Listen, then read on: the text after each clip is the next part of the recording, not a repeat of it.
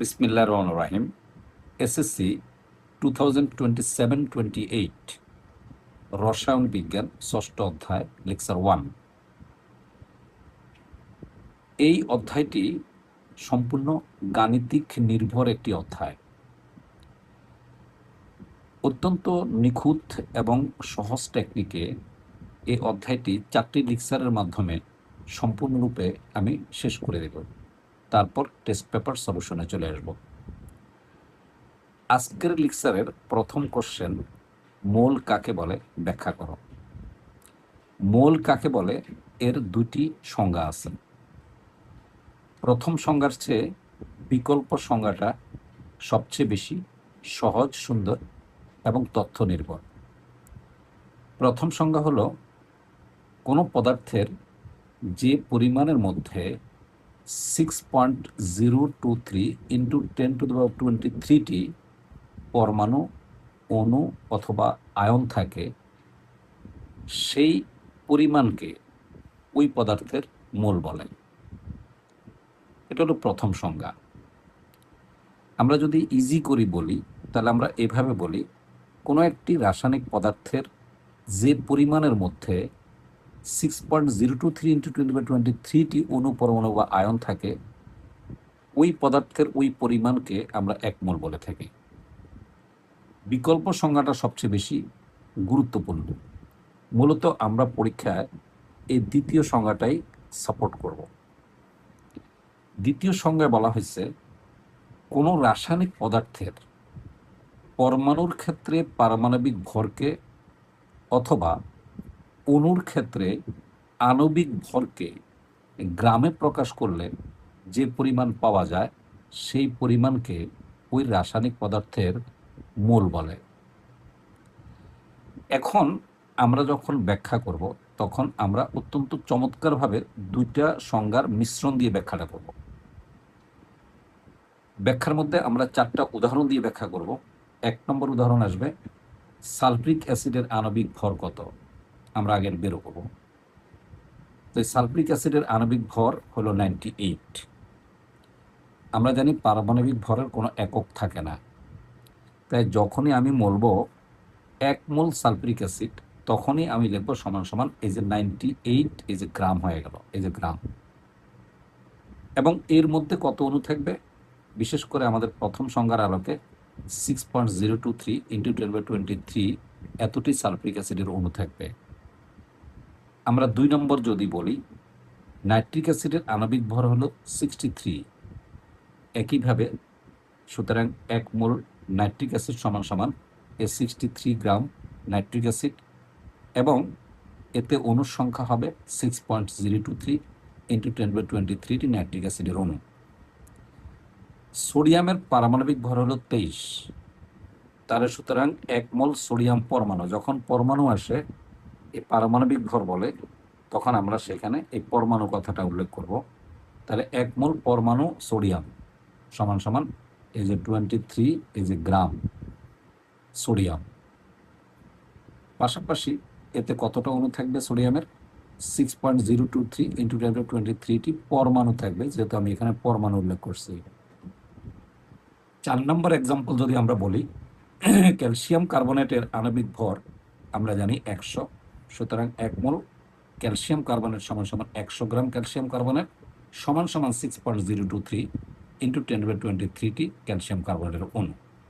এ হলো আমাদের পারফেক্টলি 2 মার্কসের আসলে আমরা এতটুকু ব্যাখ্যা দিয়ে লিখব। 2 নম্বর প্রশ্ন হলো যে অণুর আণবিক ভর বের করার পদ্ধতি উদাহরণ সহ ব্যাখ্যা করো। এটা অত্যন্ত ইম্পর্ট্যান্ট, পরীক্ষায় আসে, আমরা বরাবরই এটা দেখতে পাই। সেটা হলো, মনোযোগ দিয়ে শুনবে, যে কোনো অণুতে বিদ্যমান সকল পরমাণুর পারমাণবিক ভর যোগ করলেই ওই অণুর আণবিক ভর পাওয়া যায়। আমরা একটা উদাহরণ দিলে আরো পরিষ্কার হয়ে যাবে। যেমন সালফ্রিক অ্যাসিড অণুতে 2টা হাইড্রোজেন আছে, দেখো এই যে 2টা হাইড্রোজেন আছে, হাইড্রোজেন পরমাণু আছে, একটা সালফার পরমাণু আছে, এবং 4টা এই যে অক্সিজেন পরমাণু আছে, 4টা। তাহলে সুতরাং সালফ্রিক অ্যাসিডের আণবিক ভর কত হবে, একটি হাইড্রোজেন পরমাণুর পারমাণবিক ভর ইন্টু 2, যেহেতু 2 আছে 2, প্লাস একটি সালফার পরমাণুর পারমাণবিক ভর ইন্টু 1, প্লাস একটি অক্সিজেন পরমাণুর ভর ইন্টু 4। এখন যদি আমরা এটা বসাই, মানগুলো বসাই, ডেফিনেটলি আমরা জানি এই যে 1 into 2 plus 32 into 1 plus 16 into 4 is equal two 98। তুমি অবশ্যই জানো হাইড্রোজেনের পারমাণবিক ভর 1, সালফারের পারমাণবিক ভর 32 এবং অক্সিজেনের পারমাণবিক ভর কি 16। যেহেতু দুইটা পরমাণু আছে জন্য 2 দিয়ে গুণ করা হলো, একটি পরমাণু আছে 1 দিয়ে গুণ করা হলো, 4টি পরমাণু আছে জন্য 4 দিয়ে গুণ করা হলো, ফলাফল 98 আসলো। এই কোশ্চেনটা ইম্পর্টেন্ট, পরীক্ষায় আসে এটা, যে এটাকে আমরা তুত বলি বা পেন্টাহাইড্রেট কপার সালফেট বলি। তো বলা হয়েছে যে এর আণবিক ভর কত হবে, কিভাবে বের করবে দেখো। এখানে কপার পরমাণু আছে এই যে একটা, এই যে সালফার পরমাণু আছে দেখো একটা, অক্সিজেন পরমাণু দেখো এখানে 4টা আছে, আর এখানে যেহেতু 5 দিয়ে পাশে গুণ করা আছে, তাহলে এই যে 5টা, এই যে 5টা, তাহলে এখানে 4টা আর এখানে 5টা, 5 আর এই যে 9টি অক্সিজেন পরমাণু আছে। আর এখানে হাইড্রোজেন আছে দেখো 5 দুগুণে 10, এই যে 10টি হাইড্রোজেন পরমাণু আছে। তাহলে সুতরাং আমরা যদি কপার সালফেট ইন্টু 5 অণু পানি, অর্থাৎ পেন্টাহাইড্রেট কপার সালফেট অথবা তুঁত, এর আণবিক ভর এই যে 1 ইন্টু এই যে কপার পরমাণুর পারমাণবিক ভর প্লাস 1 ইন্টু সালফারের পারমাণবিক ভর প্লাস 9 ইন্টু, এটা কিন্তু অক্সিজেন, এই যে অক্সিজেনের পারমাণবিক ভর প্লাস 10 ইন্টু একটি হাইড্রোজেন পরমাণুর ভর। আমরা জানি কপারের পারমাণবিক ভর হলো 63.5, এই যে 1 ইন্টু 63.5, এই সালফারের পারমাণবিক ভর 32, তাহলে 1 ইন্টু 32। এরপরে অক্সিজেনের পারমাণবিক ভর 16, তাহলে 9 ইন্টু 16, আর হাইড্রোজেন পরমাণুর 10টা আছে, তাহলে 10 ইন্টু 1, তাহলে ফলাফল আসে 249.5। এখন যদি আমাকে বলা হয়, সুতরাং আমরা যদি লিখি 1 মোল, এই যে 1 mole pentahydrate copper sulphate CuSO4 into 5 অণু পানি, এটাকে আমরা তুত বলি, নর্মালি তুত বলি, মার্কেটে পাওয়া যায় তুত হিসাবে, তখন আমরা লিখব 249.5। এ শুধু একটা গ্রাম লাগাই দিবে, যেহেতু তুমি মোল বলছো তাহলে এখানে গ্রাম হয়ে যাবে। এবার আসি আমরা 3 নম্বর প্রশ্নে আসি, খুব সহজ। গ্যাসের মোলার আয়তন কাকে বলে ব্যাখ্যা কর। একদম সহজ, যে 1 মোল পরিমাণ গ্যাসীয় পদার্থ যে পরিমাণ আয়তন দখল করবে। আবার বলি, এই যে 1 মোল পরিমাণ এই যে গ্যাসীয় পদার্থ যে পরিমাণ আয়তন দখল করবে তাকে ওই গ্যাসের মোলার আয়তন বলা হয়। মনে রাখতে হবে প্রমাণ তাপমাত্রা চাপ, যেটাকে আমরা 0 ডিগ্রি এবং 1 atm বলি, সকল গ্যাসের মোলার আয়তন সমান হবে, এটা কিন্তু একটা প্রতিজ্ঞা, এবং তার পরিমাণ হবে 22.4 লিটার। এটা ভালোভাবে মুখস্থ রাখতে হবে। যেমন আমরা যদি বলি 1 মোল কার্বন ডাইঅক্সাইড গ্যাস সমান সমান 46 গ্রাম কার্বন ডাইঅক্সাইড গ্যাস আমরা মোল হিসেবে নিলাম, তাহলে তার আয়তন হবে কত, 22.4 লিটার কার্বন ডাইঅক্সাইড গ্যাস। আবার যদি 1 মোল সালফার ডাইঅক্সাইড গ্যাস বলি, তাহলে এর পরিমাণ হবে 66 গ্রাম এবং আয়তন হবে এই যে 22.4 লিটার সালফার ডাইঅক্সাইড গ্যাস। এখন এই যে দেখো আমি আগে থেকে স্টার দিয়ে রাখছি, এই কোশ্চেনটা আমরা বরাবরই পরীক্ষায় পাই। প্রমাণ তাপমাত্রা চাপে কার্বন ডাইঅক্সাইডের মোলার আয়তন 22.4 লিটার বলতে কি বুঝো। এই কোশ্চেনটা ঠিক আমি যেভাবে লিখছি, যদি এভাবে লেখো তাহলে তুমি ফুল মার্কস পাবে। আমরা জানি 1 মোল carbon dioxide is equal two 44 gram carbon dioxide. আবার 1 মোল কার্বন ডাইঅক্সাইড অর্থাৎ 46 গ্রাম কার্বন ডাইঅক্সাইড যে আয়তন দখল করবে তাকে কার্বন ডাইঅক্সাইডের মোলার আয়তন বলা হবে, এবং আদর্শ তাপমাত্রা চাপে তার পরিমাণ 22.4 লিটার হবে। অতএব প্রমাণ তাপমাত্রা ও চাপে কার্বন ডাইঅক্সাইডের মোলার আয়তন 22.4 লিটার বলতে বোঝায় এই যে 22.4 লিটার, এই যে বলতে বোঝায়, আমরা ইনভার্ট কমা দিয়ে বুঝাই দিই, প্রমাণ তাপমাত্রা ও চাপে 46 গ্রাম কার্বন ডাইঅক্সাইড কর্তৃক দখলকৃত আয়তন হবে কত, 22.4 লিটার। বেশ ইম্পর্ট্যান্ট, অত্যন্ত গুরুত্বপূর্ণ। আমি যেভাবে প্রেজেন্টেশনটা দিলাম অবশ্যই তুমি ঠিক সেভাবে প্রেজেন্টেশন দিলে পরিপূর্ণভাবে শর্ট কোশ্চেনের ফুল মার্কস পাবে, 2 মার্কস পাবে।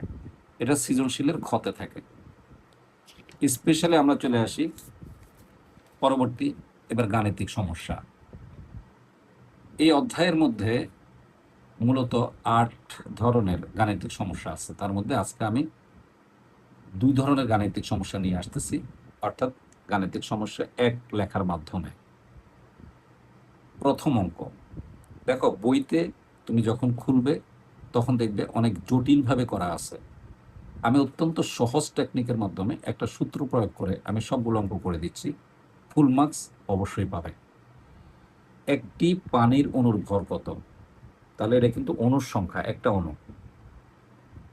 আর এখানে কি চাইছে? আমার ভর চাইছে। ডেফিনেটলি আমরা একটা সূত্র, এটা খুবই স্ট্রংলি মনে রাখবে সূত্রটা। এই যে এই সূত্রটা স্ট্রংলি মনে রাখবে। n is equal to w by m is equal to v by 22.4 is equal to n divided by 6.023 into 2023। এই সূত্রটা মনে রাখলে সব অঙ্ক হয়ে যাবে। এখন এই সূত্রটা লেখার পর আমরা দেখতে হবে আমার এই 4টার মধ্যে কোন 2টা নিতে হবে। দেখো এখানে একটি পানির অণুর কথা বলা হয়েছে, তাহলে n দ্বারা বোঝায় অণুর সংখ্যা, তাহলে আমার এটা লাগবে। এবং ভর কত? তাহলে আমার কাছে ডাব্লিউ চাইছে, ডাব্লিউ মানে ভর, আর এম হলো আণবিক ভর। তাহলে আমরা কোনটা নিব? এইটা আর এটা নিব। আগে পুরোটা লিখে ফেলবে, তারপর অঙ্ক পড়ে সুন্দর করে এরকম পেন্সিল দিয়ে দাগ দিবে, তখন তোমার সূত্রটা আইডেন্টিফাইড করতে সহজ হবে। তাহলে দেখো এই যে ডাব্লিউ বাই এম সমান সমান এন ডিভাইডেড বাই এত পাওয়া গেল। এখন আমরা ডাব্লিউ সমান সমান কি আসবে? এই যে m into n divided by 6.023 into 1023। তারপর এখানে এন এর মান বসাবে। এই যে দেখো এম এর মান আমরা জানি, যেহেতু পানি বলা হয়েছে তাহলে পানির আণবিক ভর কিন্তু 18। আর এখানে এন অণুর সংখ্যা কিন্তু বলছে একটি, তাহলে এন এর মান 1 ডিভাইডেড বাই 6.023 ইন্টু 10⁻23।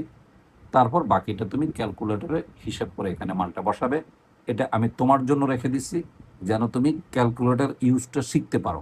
আমি রেজাল্টটা লিখে দিতে পারতাম, কিন্তু লিখি নাই যে তুমি নিজে ক্যালকুলেটর হিসাবটা করতে পারো কিনা। প্রতিটা অঙ্কের ক্ষেত্রে আমি এভাবে রেখে দিছি। 1 গ্রাম সালফ্রিক অ্যাসিডে কতটি সালফ্রিক অ্যাসিডের অণু আছে? তাহলে দেখো এখানে গ্রাম আছে, তার মানে ডাব্লিউ। আর এখানে যেহেতু অণু চাইছে তাহলে এই যে এন চাইছে, তাহলে এন আর ডাব্লিউ চাইছে।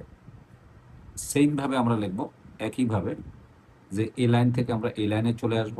তাহলে ডাব্লিউ by m is equal to n divided by 6.023 যেহেতু আমার কাছে এখানে অণুর সংখ্যা চাইছে তাহলে আমি এন রেখে দিলাম।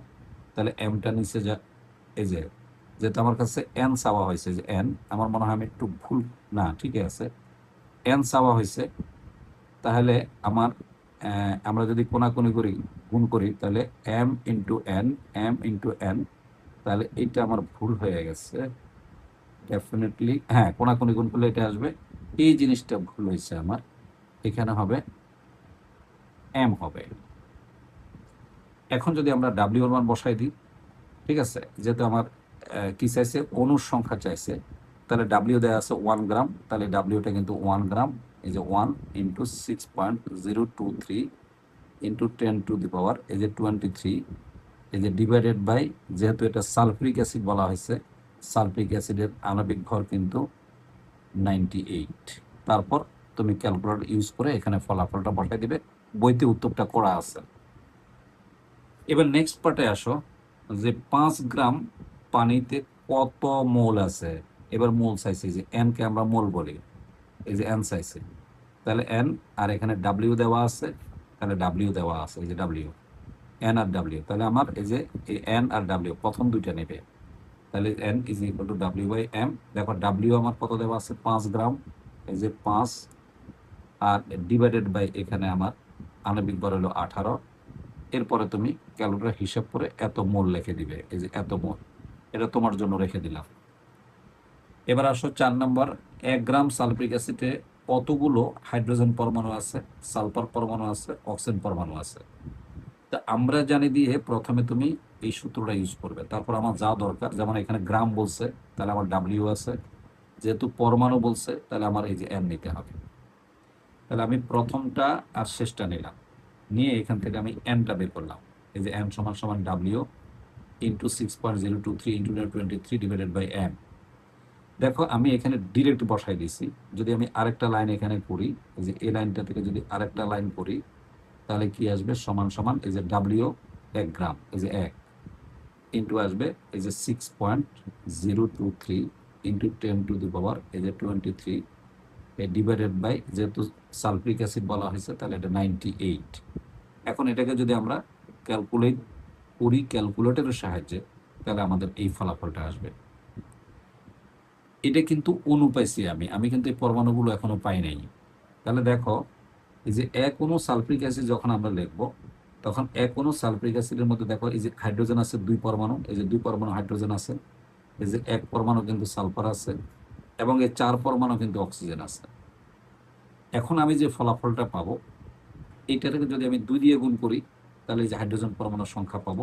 এই যে 2 দিয়ে গুণ করলে হাইড্রোজেন পরমাণুর সংখ্যা পাবো। যেহেতু এটা অণু থেকে আমি পরমাণুতে যাচ্ছি, যদি 1 দিয়ে গুণ করি, এই ফলাফলটাকে যদি আমি 1 দিয়ে গুণ করি, তাহলে আমি সালফার পরমাণু পাবো। আবার যদি আমি এই অক্সিজেন যেহেতু 4টা করে আছে একটা অণুতে, তাহলে এতটা অণুর মধ্যে এই 4 দিয়ে গুণ করলে আমি কিন্তু দেখো অক্সিজেন অণুর সংখ্যা পেয়ে যাবে। খুব সহজভাবে বুঝাই দিলাম, খুব ইজিভাবে বুঝাই দিচ্ছি, খুব জটিল করার কোনো প্রয়োজন নাই, খুব ইজিভাবে অঙ্কগুলি করবে। এবার চলে আসি আমরা 5 নম্বর অঙ্ক। আরো সহজ, সব এক অঙ্ক। মানে আমি এমন একটা প্রসেস তোমাকে দেখালাম যে একটা সূত্র দিয়ে তোমার সবগুলো অঙ্ক হবে। আর তুমি যখন তোমার মেইন বইটা খুলবে, তখন দেখবে যে বিভিন্ন প্রসেসে করা আছে। এতে তোমার কাছে অনেক জটিল লাগবে, যেটা তোমার পক্ষে অনেকটা করা অসম্ভব হয়ে যাবে এবং অনেক কঠিন মনে হবে রসায়ন। বাট আমরা জানি রসায়ন খুবই সহজ যদি তুমি প্রসেস বুঝো। একইভাবে বলছে আদর্শ তাপমাত্রা হবে 1 লিটার, লিটার মানে আয়তন ভি, তাহলে এটা ভি দেওয়া আছে এবং অণু চাইছে। তাহলে দেখো এই যে আমরা আগের সূত্রটাই প্রয়োগ করলাম, এখন এখানে দেখো ভি দেওয়া আছে, দেখো যে অণু চাইছে। তাহলে আমরা লিখবো যে v by 22 n by 32 n divided by 6.023। এখন এখানে যদি আমরা গুণ করি এবং এনটাকে আইসোলেট করি, তাহলে আসে ভি ইন্টু 6.023 ডিভাইডেড বাই এই যে 22.4। এখন আমরা যদি এটি হিসাব করি, তাহলে যে এতটা অণু আসবে। খুব ইজি ব্যাপার, ক্যালকুলেট করলে পাওয়া যাবে। এবার 6 নম্বর হলো প্রমাণ অবস্থায় 5 লিটার মিথেনে কতটা হাইড্রোজেন পরমাণু আছে। এই যে যখনই পরমাণু বলে প্রথমে অণু বের করে তারপরে পরমাণুর সংখ্যা যেতে হবে। তাহলে আমরা একইভাবে জানি এন ইজ ইকুয়াল টু, যেহেতু পরমাণু এত লিটার, তাহলে ভি দেওয়া আছে এবং পরমাণু তাহলে এটা চাইছে এন। তাহলে আমরা প্রথমে হিসাব করে দেখো, মানগুলি আমরা বসাই দিলাম, বসিয়ে দেওয়ার পরে আমরা পেলাম এই এতটা অণু পাইছি। তাহলে ভালো করে দেখো, এই যে এক অণু, যেহেতু এক অণু মিথেনে, যে এক অণু মিথেনে দেখো এই যে হাইড্রোজেন 4টে পরমাণু আছে, যে 4 পরমাণু হাইড্রোজেন আছে। তাহলে যে ফলাফলটা পাবো, এটাকে যদি আমরা 4 দিয়ে দিই, সুতরাং 5 লিটারের মধ্যে এই যে হাইড্রোজেন পরমাণুর সংখ্যা হবে, যে রেজাল্টটা পাবো তাকে আমরা 4 দিয়ে গুণ করবো। এই 4 দিয়ে গুণ করলে দেখো ফলাফল চলে আসছে। সো ডেফিনেটলি এখন আমি তোমাকে কিছু হোমওয়ার্কস দিব, তুমি নিজে পারো কিনা এটা প্র্যাকটিস করতে হবে। আমি 3টে অঙ্ক দিলাম প্র্যাকটিসের জন্য, এবং আমি পাশে হিন্টস দিয়ে দিলাম যেন তুমি সহজে করে ফেলতে পারো। এই যে 5 মোল কার্বন ডাইঅক্সাইড গ্যাসের প্রমাণ অবস্থা আয়তন কত হবে, যে আমি হিন্টস দিয়ে দিলাম। 2 নম্বর প্রমাণ অবস্থায় 5টি কার্বন ডাইঅক্সাইড অণুর আয়তন কত হবে, আমি হিন্টস দিয়ে দিলাম। এবং প্রমাণ অবস্থায় 10 গ্রাম হাইড্রোজেন গ্যাসের আয়তন কত হবে, আমি হিন্টস দিয়ে দিলাম। এই প্রত্যেকটা অঙ্কই তোমার এমসিকিউর জন্য খুবই ইম্পর্টেন্ট, খুবই ইম্পর্টেন্ট এমসিকিউর জন্য, খুব সহজ। তাহলে আমাদের আজকের লেকচার 1টা এখানে শেষ করলাম। কেমন লাগলো জানাবে, কমেন্টস করবে, প্রয়োজনে সেভ করে রেখে দিবে। এই ক্লাসটা ইউটিউবেও পাবে। আশা করি তোমার উপকারে আসবে ইনশাল্লাহ। নেক্সট লেকচারের জন্য আমরা খুব দ্রুতই ছাড়বো, তুমি দেখে নিবে। ভালো থাকবো, অনেক ধন্যবাদ।